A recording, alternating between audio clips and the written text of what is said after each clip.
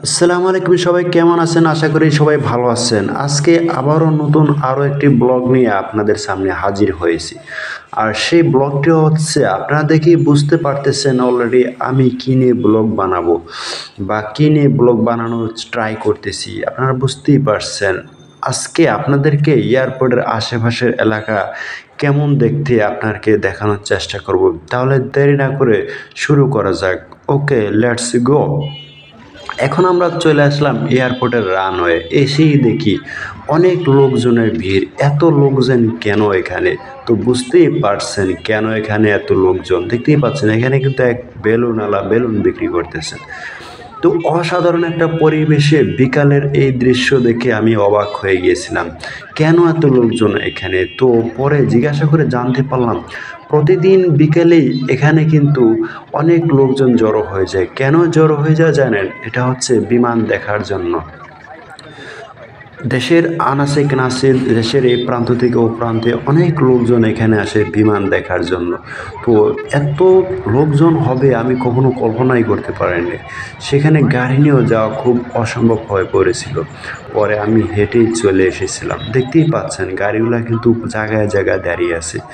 এত লোক এখানে আসলে নিয়ন্ত্রণ করার কেউ নেই। কেননা এটা একটা পর্যটন কেন্দ্রের মতো হয়ে গিয়েছিল এখানে। দেখতে পাচ্ছেন এই সাইডটা দিয়েই কিন্তু বিমানগুলো আসে, আর এটার উপর দিয়ে কিন্তু বিমানগুলো এয়ারপোর্টের ভিতরে প্রবেশ করে। দেখতেই পাচ্ছেন হাজারো দর্শনার্থী এখানে এসে ভিড় জমাচ্ছেন একমাত্র একটু বিমান দেখার জন্য। জানি না এত ভালোবাসেন কেন তারা এখানে। সো বাচ্চারা দেখতে পাচ্ছেন একই গাড়িতে 3 থেকে 4 জন করে বাচ্চারা এখানে আছেন। এখানে কিন্তু আরেকটা জিনিস রহস্যজনক বিষয় দেখতে পাচ্ছেন, আচার বিক্রি করতেছেন, বড়ইয়ের আচার। এখন যে বড়ির দাম অনেকটাই বেড়ে গিয়েছিল, 250 টাকা কেজি। তো যাই হোক, আপনারা দেখতেই পাচ্ছেন বিমানবন্দরের ভিতরে যে দৃশ্য দেখতে পাচ্ছেন, অসাধারণ একটি দৃশ্য। লাইটিং করে পুরো ঝকঝকে চকচকে ছকছকে করে দিয়েছে। দেখতেই পাচ্ছেন খুব সুন্দর একটা পরিবেশ। আমার কাছে খুব ভালো লেগেছিল। দেখতে পাচ্ছেন এখানে কিন্তু এয়ারফোর্সের সদস্যরা এখানে ডিউটি করতেছেন। কখন বিমান এসে যায়, কখন বিমান আসবে। আর এই যে সিগন্যালটি দেখতে পাচ্ছেন, এটি হচ্ছে বিমান নামানোর সিগন্যাল। যেহেতু পাইলট খুব সুন্দর করে বুঝতে পারে যে এর পাশেই কিন্তু বিমানবন্দর, অথবা এটাই বিমানবন্দরের এরিয়া। এই সোজা যে হলুদ যে ফিলার দেখতে পাচ্ছেন, এটি কেন্দ্র করে বিমান কিন্তু ল্যান্ডিং করে। এটা একটা সিগন্যাল। তো দেখতেই পাচ্ছেন এখানে খুব সুন্দর করে সাজানো গোছানো হয়েছিল লাইটিং করে।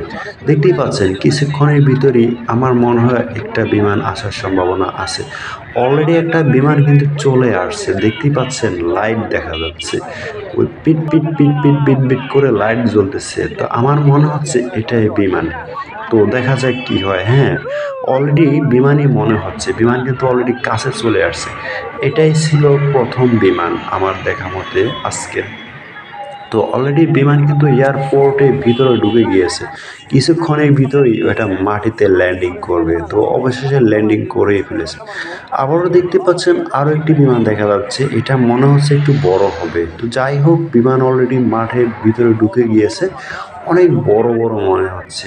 দেখে অনেক ভালো লাগলো। সরাসরি এত এত বড় বড় বিমান দেখবো কখনো কল্পনা করতে পারি নাই। সেই বিকালে এসেছিলাম, এখন মাগরিব হয়ে গিয়েছে। অসাধারণ একটা পরিবেশে এত সুন্দর সাজানো গোছানো হয়েছে, দেখে মন মুগ্ধ হয়ে গিয়েছে।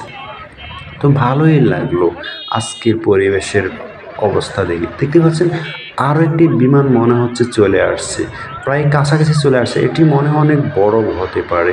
আমার যতটুকু মনে হয় এটি অনেক বড়। হ্যাঁ, তাই তো, অনেক বড় অনেক সুন্দর একটা বিমান। যদি এটা রাতের অন্ধকারে দেখেছিলাম, কিন্তু দিনের দিনের আলোতে দেখলে এটা আরও ভালো লাগতো, নিজের কাছে আনন্দময় মনে হতো।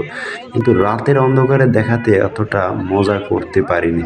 দেখতে পাচ্ছেন আরও একটি বিমান মনে হচ্ছে চলে এসেছে।